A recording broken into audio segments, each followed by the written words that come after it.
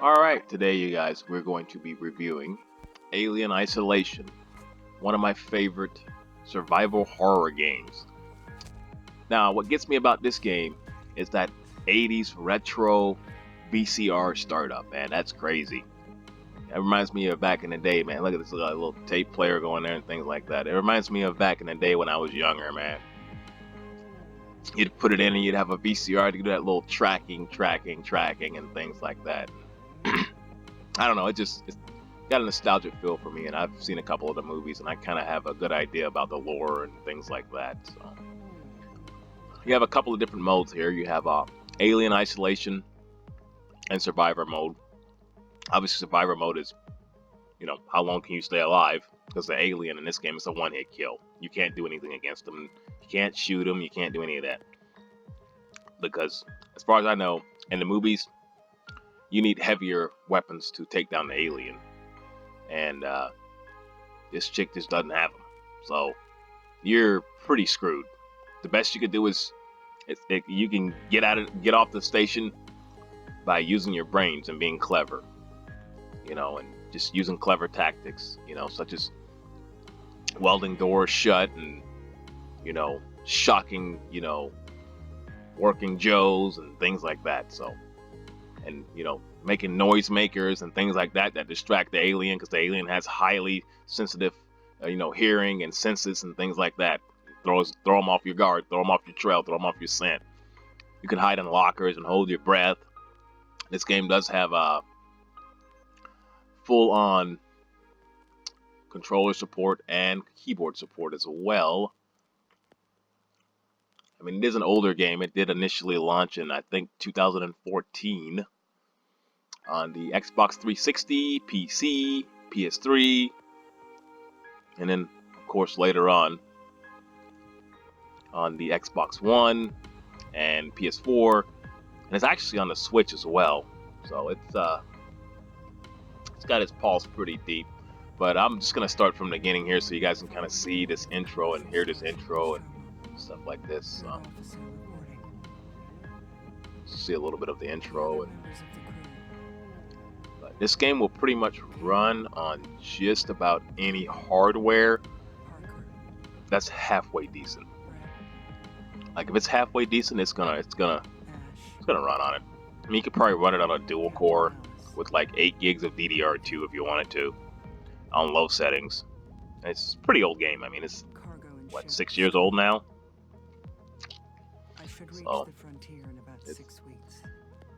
it's worth it though. I'd pick it up, man. I bought it on Steam for next to nothing, man. I think it's about $10, something like that. The only downside I would say about this game is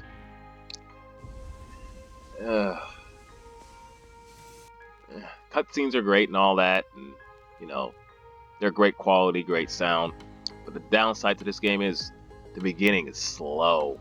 It's like 4 hours before you even actually meet the alien and get to hide from them and have that, that fear and that panic and that awesomeness. It takes a while.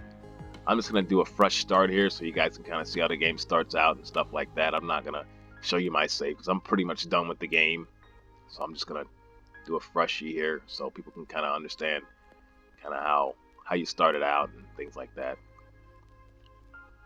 But this is one of those games where there is a story, and the story is pretty much you're on this ship with your friends and your partners. Shit goes haywire because you go to investigate this space station right here, because they're not sending back any signals, they're not sending back any calls. They're not returning any calls, anything like that. So you go to investigate it. Lo and behold, your whole entire ship gets messed up, and you get sucked out of your ship, sucked into space, and end up landing into this piece of junk space station with the alien on it. So now you're stuck here, and you ain't got none of the heavy artillery. Your crew thinks you're dead. So they just leave. I don't know, man. It's crazy. And so now you got to improvise, and you got to get real slick. You got to get real smart. That's the crazy thing about this one. Now, see, I got to put on my clothes, man. I'm sitting here with no clothes on. Yeah, this first 4 hours on this, it's a little slow. But I will say one thing about this game too, that it's a bit of a downer. I will say some of the scares and they can feel a little bit cheap sometimes. Like some of the deaths, they can feel a little bit cheap sometimes. So sometimes the alien will just turn around and just take you out instantly. It's ridiculous. You just turn around and boom, you're dead. In like 2 seconds. It's ridiculous. You could be hiding underneath the desk, chilling, holding your breath. Boom, 2 seconds done. And by the way, when the alien sees you, it's a one-hit kill. There's no fighting, none of that. Okay. So, and this is another thing with this game. This game is a puzzle game. You have to use your head, man. Like it's not like a hard. None of the puzzles are hard or anything. It's just you got to think a little bit. Like you can't just be bumbling around and making all kinds of noise. I mean, it's just like look at this. Like you can lean, and things like that. So you can lean around corners and see if the alien's coming. This game's all about tactics, stealth tactics. Stealth tactics. That's mainly what this game's focused on. That's what I'm seeing it mainly as a stealth tactics focused game. Kind of like a Tom Clancy game or something like that.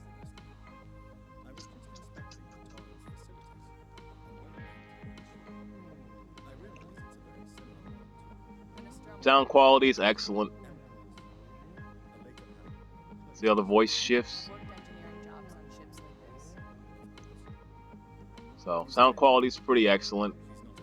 It's also terrifying. I say it's one of those games where you black out the blinds and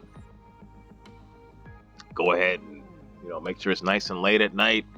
And if you're easily frightened, bring one of your best friends with you. That's all I got to say on this one, man. This is pretty grim. There's people getting cut open and everything, man. Like, it's not for the squeamish. I'll say that much. It's not for the squeamish. It's pretty cheap, man. You can pick it up on Steam for probably about $10. It's not a, if I haven't said it already, it's not a really expensive game. Obviously, I mean, it came out a long time ago. I mean, I think anyone would know that. But all in all, I'd have to say this is a pretty good game. I mean, I don't want to show you guys too much of the game either because I don't want to really like ruin the later parts of the game because that's where it gets really good. But I will give you a big caveat with this one. You've got to be really patient because I've heard stories of people quitting Red Dead Redemption 2's main story because it had a slow start. You think that was slow? Play this. It's a hell of a lot slower than that. If you didn't like that, don't even waste your time playing this because you're just going to waste your time and you're just going to be upset and it's just going to be not good for you. But however, if you're patient and you're willing to stick it out, it's more than worth it. Trust me. You'll be sweating. You'll be sweating so hard, man, you'll probably pass out.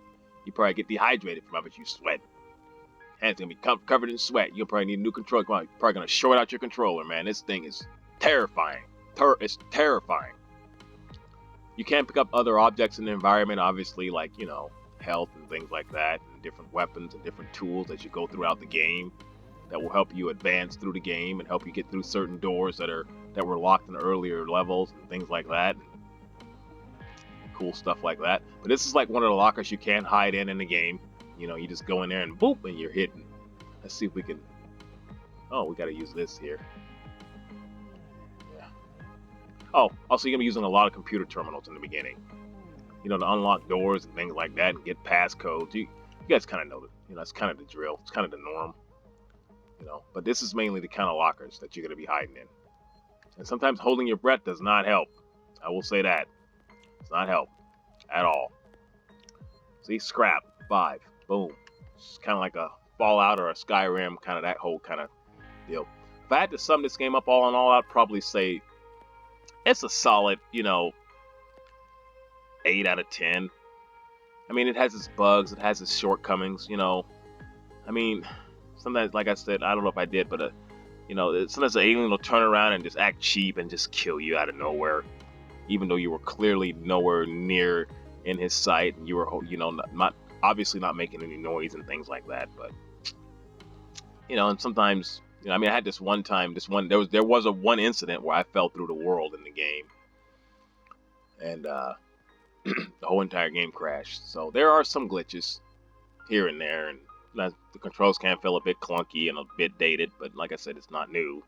But you know, even for the time when the game launched, the controls were a little dated.